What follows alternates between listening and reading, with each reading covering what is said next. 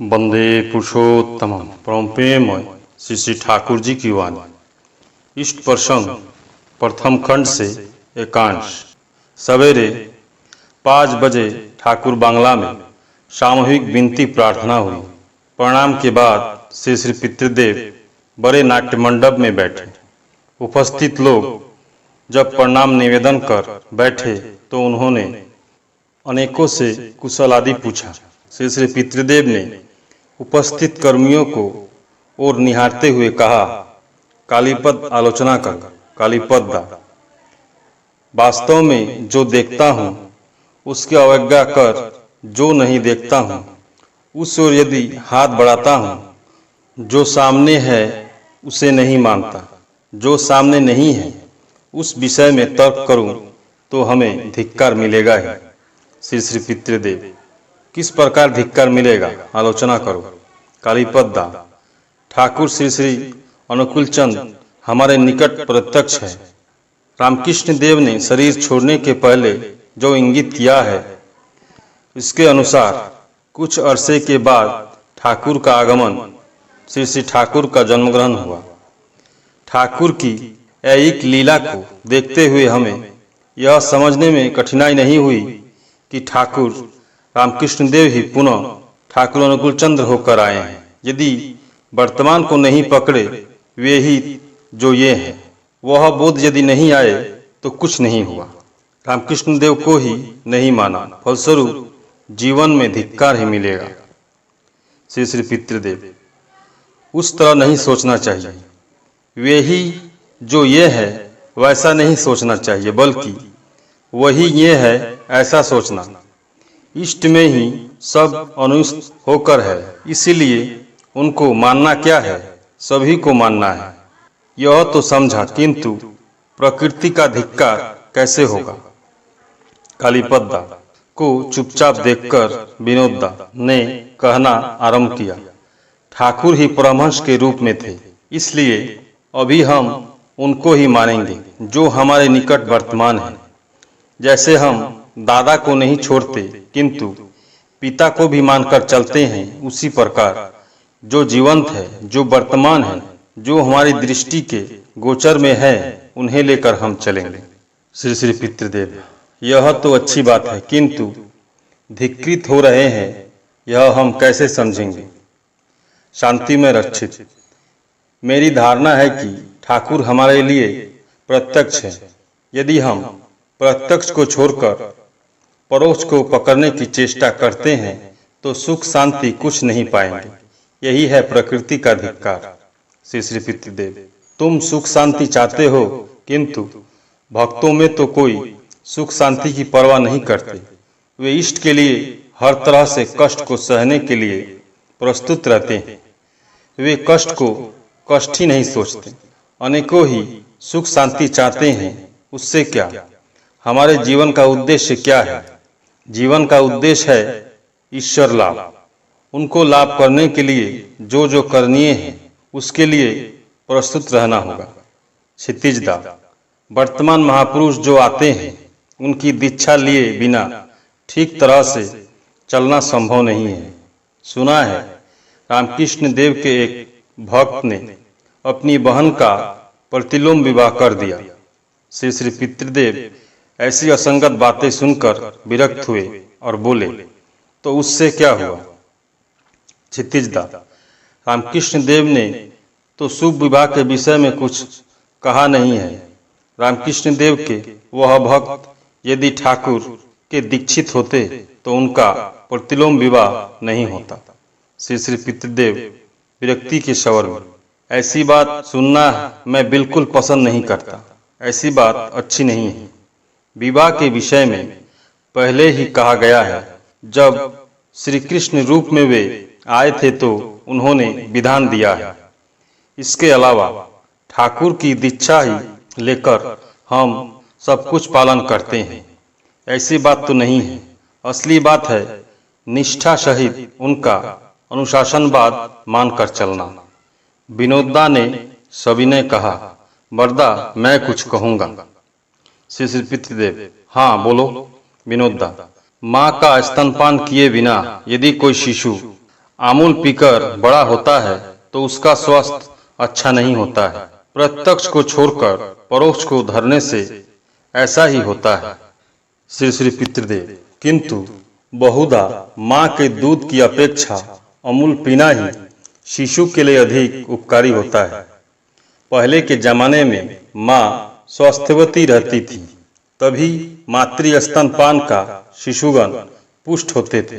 किंतु आजकल अधिकांश माताओं का स्वास्थ्य अच्छा नहीं रहता है, इसलिए अनेक क्षेत्रों में ऐसी माताओं के शिशुओं के लिए अमूल पीना ही अधिक उपकारी होता है। इसलिए बहुत विवेचना करने के बाद ही डॉक्टरों ने बेबी फूड प्रचलित किया है।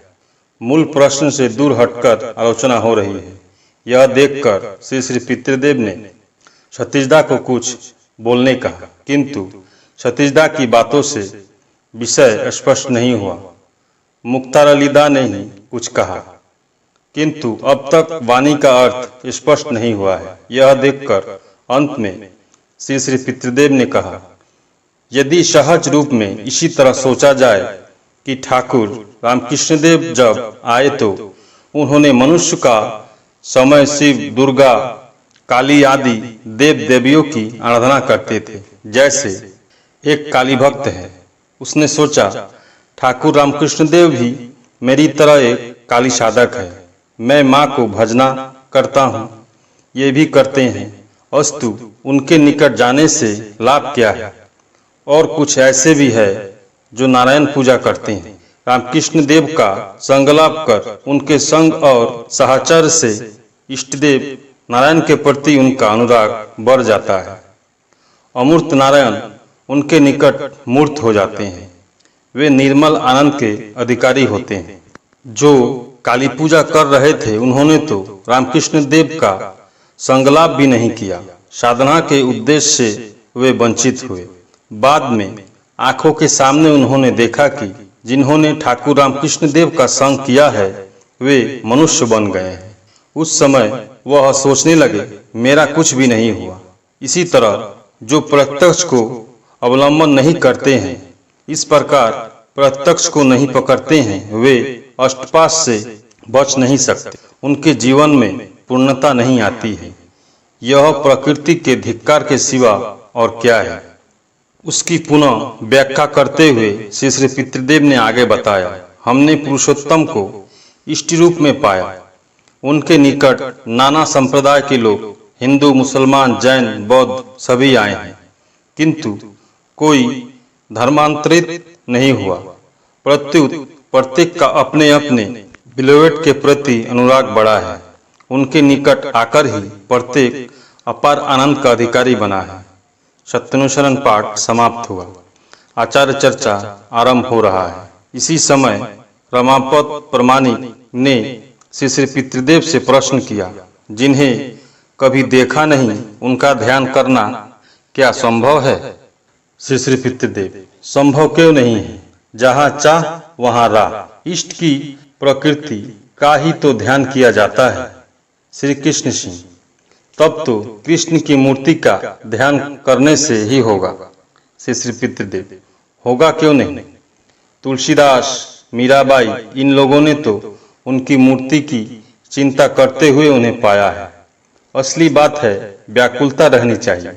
व्याकुल भाव से उन्हें पुकारने पर वह प्रकृति ही जीवन हो उठती है। रमापत प्रमाणिक ने प्रश्न किया, जिसने इंग्लैंड देखा नहीं उसके लिए इंग्लैंड की चिंता करना क्या संभव है। श्री श्री पितृदेव, अनेकों ही इंग्लैंड नहीं गए हैं, किंतु वे उन लोगों से अधिक खबर रखते हैं जो वहां गए हैं। असली बात है वे नहीं हैं। इस पर का सोचना ही नहीं चाहिए। वे हैं, थे, भविष्य में भी रहेंगे। शिवदयाल दा, गणित जानने के लिए गणितज्ञ के निकट जाना चाहिए। श्री श्री पितृदेव, असली बात है कि व्याकुलता रहने से ही उनको जाना जा सकता है। जो भी क्यों न करो, अष्टपाश से मुक्त हुए बिना कुछ नहीं होगा।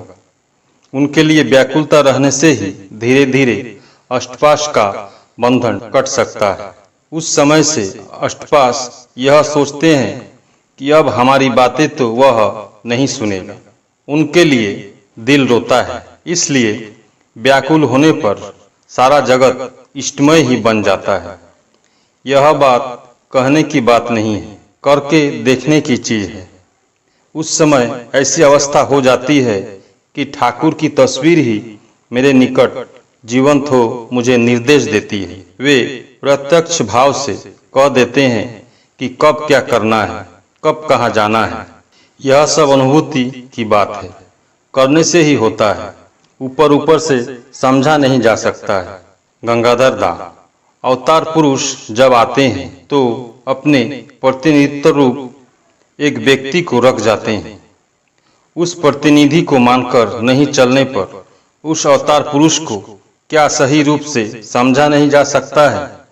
गंगाधर दास की बातें का सूत्र धरकर भवानीदा ने कहा, रमादा ने कहा कि जीवन को पाए बगैर असुविधाएं हैं। ठाकुर जी ने भी उसी तरह की बातें कही हैं कि पुरुषोत्तम के नहीं रहने पर आचार्य की शरण लेने की आवश्यकता है। श्री पितृदेव ने धमक देते कहा, तुम लोग हमें जो कुछ भी क्यों न कहो, प्रधान आचार्य सदगुरु जो भी क्यों न बनाओ, दरअसल मैं कुछ भी नहीं हूँ।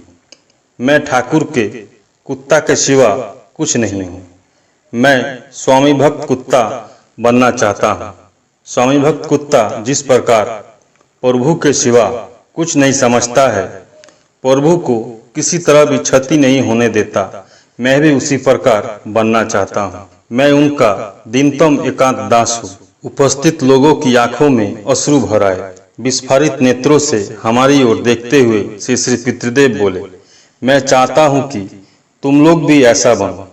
काफी समय बीत गया है, अब पाठ करो। उन्होंने पंडितदा को पाठ करने के लिए निर्देश दिया।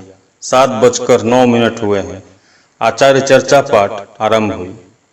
परम प्रेममय श्री ठाकुर सभी गुरु भाई एवं माँ को जय गुरु।